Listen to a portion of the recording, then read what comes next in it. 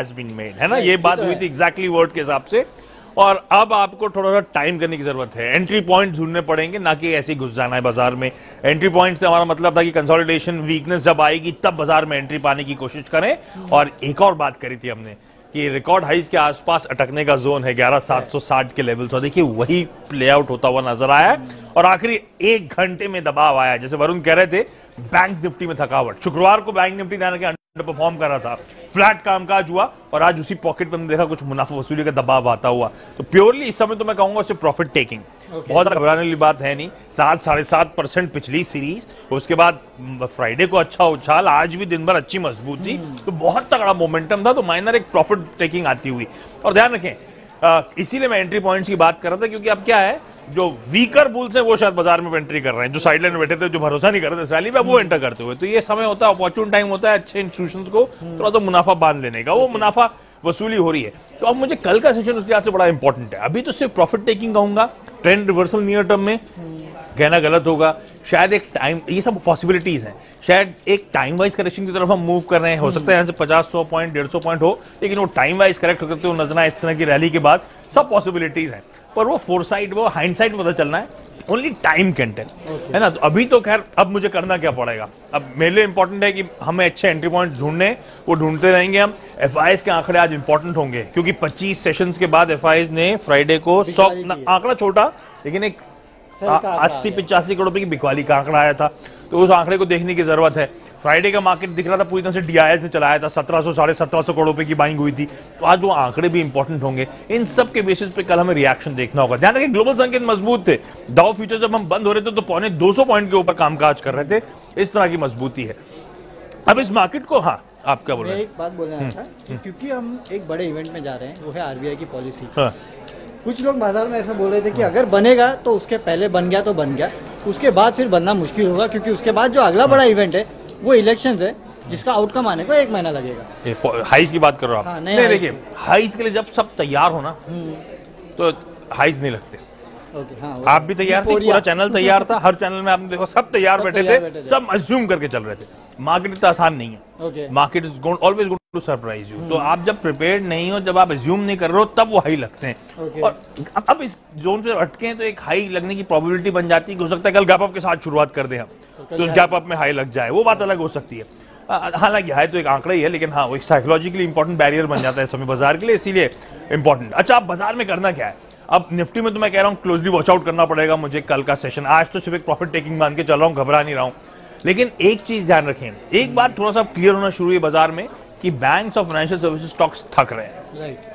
Friday को indication था, उसके बाद आज तो मुनाफा वसूली का दबाव हावी होता हुआ नजर आया, पर लिक्विडिटी स्ट्रांग है, पैसा आ रहा है। और पैसा लेकिन कहां चैनलाइज हो रहा है? अब जो लेगार्ड पॉकेट्स थी, पिछले हाई से इस हाई के बीच में हम लोग कह रहे थे बैंक ने परफॉर्म करा था, क्या नहीं चला था? ऑटो। आज क्या हुआ? ऑटो में आउट परफॉर्मेंस था अक्रॉस द बोर्ड। क्या नहीं चला था? मेटल्स। आपने वो लिस्ट बनाई थी, आज क्या हुआ? रीजन कुछ भी हो, ऑटोज का क्या रीजन, मेटल्स का कुछ रीजन, लेकिन ये वो पॉकेट्स आउट परफॉर्म कर रही हैं। तीसरा आईटी, जिसकी हम लोग कई बार बातचीत कर चुके हैं कि एफआईआईज अगर बुलिश हैं तो सब वही पॉकेट्स इस समय अंडर परफॉर्म कर रही थी। पैसा है, पैसा अब smartly under performing pockets, beaten down stocks, interesting entry point जो स्टॉक दे रहे हैं उस तरफ चैनलाइज हो रहा है। आज के ओपन इंटरेस्ट देख लीजिएगा आप जाके, यही वो पॉकेट है जहाँ पे तगड़ा ओपन इंटरेस्ट बना हुआ है, यही पॉकेट दिखा रहा है क्लियर कट कि आईटी में आउट परफॉर्मेंस की तैयारी हो रही है। तो अब वो पैसा चैनलाइज अलग तरफ हो रहा है, बैंकिंग फाइनेंशियल सर्विसेज शायद निकल के इधर जा रहा है, लिक्विडिटी है, लिक्विडिटी लेकिन नया रास्ता ढूंढ रही है। ठीक है, लिक्विडिटी नया रास्ता ढूंढ रही है। तो अब इसी नए पॉकेट के ऊपर बात करते हैं, क्योंकि सवाल भी इस पे ही आ रहे हैं। तलाकीन हुसैन भी पूछ रहे हैं, आशीष कुमार गुप्ता भी पूछ रहे हैं, और वो है अशोक लेलैंड पे। तलाकीन ने 500 शेयर लिए हैं 90 के रेट पे, और आशीष ने लिए हैं, कितने शेयर लिए ये तो नहीं बताया, लेकिन उन्होंने भी 91.5 के रेट पे लिए। और ये दोनों जानना चाहते हैं कि अब क्या करें। अशोक लेलैंड के जो आज नंबर्स थे, कोई बहुत बड़ा डिसअपॉइंटमेंट तो नहीं था, क्योंकि सबके सब मान के ही चल रहे थे कि नहीं है। हाँ, तो half glass empty half glass full, उन नंबर्स को ज्यादा तवज्जो देना। अब मंथ ऑन मंथ कहेंगे तो आंकड़ा दूसरा, ईयर ऑन कहेंगे तो आंकड़ा दूसरा, है ना। तो जिसको जैसा देखना है वो देखे। पर अशोक पर हम लोग ये बहुत बार, अब पता नहीं ऑटो से शुरू हो रहा है क्योंकि आज फिर से फोकस में, लेकिन हम लोग बहुत बार कह चुके थे यही कि time wise correction, price wise नहीं। और आप देखिए सारे के सारे स्टॉक चलना शुरू हो चुके हैं वापस। तो बाजार अब वो एंट्री पॉइंट की तलाश कर रहा है, इसलिए मैं कह रहा हूं इन पॉकेट्स को आप ध्यान पे रखें। अशोक लेलैंड कोई दिक्कत नहीं, आंकड़ों पे मत जाएं, क्योंकि अब जो सब्सिक्वेंट मंथ्स में आंकड़े आने हैं उसमें एक्सपेक्टेशंस बिल्डअप हो रही हैं कि हालात सुधरेंगे।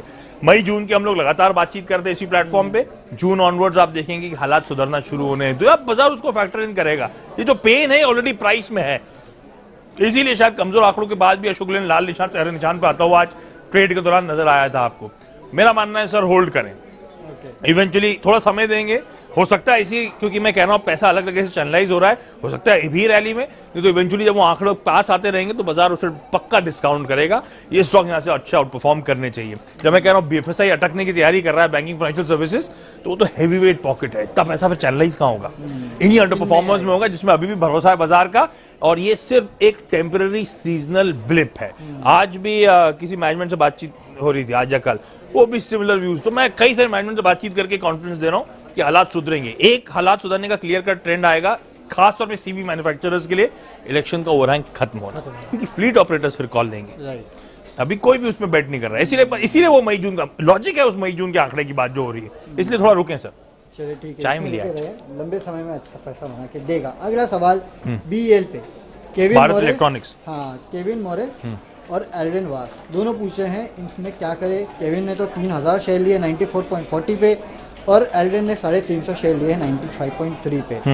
दोनों के पूछ रहे हैं कि व्यू क्या है। एल्डेन 3 महीने का व्यू पूछ रहे हैं और केविन सिर्फ व्यू पूछ रहे हैं। देखिए capital goods as a space मेरे ख्याल से FY20 में आउट परफॉर्म करना शुरू करेगी, एक बार इलेक्शन खत्म हो, ओवरहैंग खत्म हो।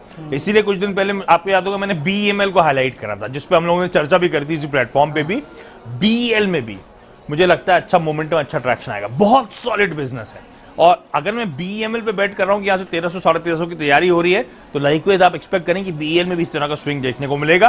पर सरकारी बैंक है, स्विंग के तौर पे खेलें आप, मुझे लगता है अच्छे अपसाइड मिलने चाहिए। अभी कोई जल्दबाजी ना करें, कोई घबराए ना, ये स्टॉक पर सरकारी थोड़ा स्टॉप लॉस लगा के चले, लेकिन मुझे लगता है इवेंचुअली अच्छे रिटर्न्स देने वाले हैं, बिल्कुल घबराने का नहीं सर। BEL अच्छी कंपनी और एक ऑफ लेट लो लेवल से चलना भी शुरू हुई है। आजकल के ट्रेडिंग सेशन में भी, आई एम नॉट मिस्टेकन, अच्छी रिकवरी स्टॉक से दिखाई है, इनको रखना चाहिए सर। चलिए इनको रखें, ये भी लॉन्ग टर्म में मुनाफा देगा। अब सुवंकर सील नाल्को के बारे में पूछते 5360 पे है, लेकिन ये ट्रेडिंग का व्यू पूछ रहे हैं कि ट्रेडिंग के लिए क्या करना चाहिए। अब ये मेटल्स का वही है। हाँ, नहीं मेटल तो चमक रहे हैं, लग रहा है ये। अब मैं बस कल के सेशन का इंतजार करना चाहता हूं कि ये जो आज जो प्रॉफिट टेकिंग जो मैं अब तक कह रहा हूं, वो कहीं थोड़ा सा माइनर ट्रेंड रिवर्सल ना हो हाइस के आसपास, एक वो इश्यू है, तो थोड़ा सा क्वीनली वॉच आउट करें। लेकिन नाल्को और तमाम मेटल स्टॉक्स अच्छा आउट परफॉर्मेंस दिखाना शुरू कर चुके हैं। हिंडाल्को देखिए आप 5-6% उछाल, कोई सा भी मेटल कंपनी उठा लेते। वजह ये थी कि चाइना ने जो PMI में एक्सपेंशन दिखाया है, एक कॉन्ट्रैक्शन की बात कर रहे थे, PMI आंकड़ा 50 के नीचे कॉन्ट्रैक्शन होता है, उसके ऊपर एक्सपेंशन होता है, बाजार पूरा कॉन्ट्रैक्शन की बात कर रहा था। खैर वो 1 महीने का आंकड़ा है, उसमें हालात सुधरे, पर फिर भी जो नीरज से आज सुबह हम लोग चर्चा कर रहे थे मॉर्निंग कॉल में ट्रेड वॉर, टैरिफ वॉर को लेकर, तो बड़े क्लियर कट सिग्नल्स आ रहे हैं कि हालात सुधरने की कगार में, शायद नेगोशिएशन बहुत अच्छे प्रोग्रेस कर रहे हैं। इस महीने के, इस हफ्ते के एंड में फिर से अब चाइना की जगह यूएस में वापस डायलॉग शुरू होगा, और कहा जा रहा है कि बहुत शायद लाइकली है जल्द वो सॉल्यूशन निकल के आएगा।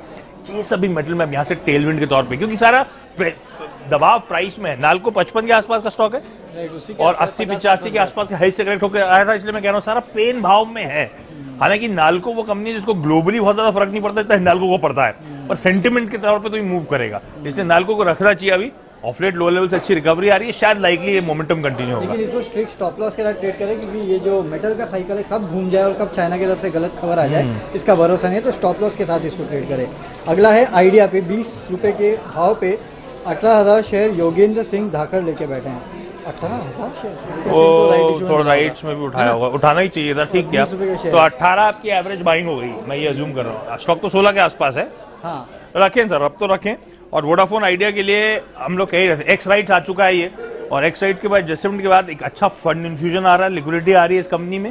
हम लोग कह ही रहे थे कि ये जो टैरिफ वॉर है वो शायद अब हालात वहां पे नॉर्मलाइज हो रहे हैं, इंप्रूव हो रहे हैं, ऐसा नहीं कहूंगा। जब तक एक लीडर यहाँ पे प्राइस इंक्रीज न ले तब तो इंप्रूवमेंट नहीं आएगा, पर एटलीस्ट स्टेबिलिटी देखने को मिल रही है। आरपू स्टेबलाइज होने की कोशिश कर रहे हैं, उस लिहाज से ये शायद एक स्वीट एंट्री पॉइंट के तौर पे दे रहा है। 16-17 या फिर आपकी बाइंग बुरी नहीं 18 के आसपास के लेवल्स की, थोड़ा सा रिस्की ट्रेड है, इसमें कोई शक नहीं है, मैं मानता हूं।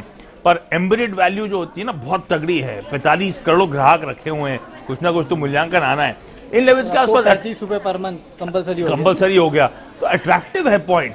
थोड़ा सा रिस्की ट्रेड है वोडाफोन आइडिया को लेकर, लेकिन मैं होता तो पोर्टफोलियो में ऐसे रिस्की स्टॉक थोड़ा सा रखता मैं इन लेवल्स के आसपास, इन द होप ये अच्छा तगड़ा रिटर्न यहाँ से देने का दमखम रखते।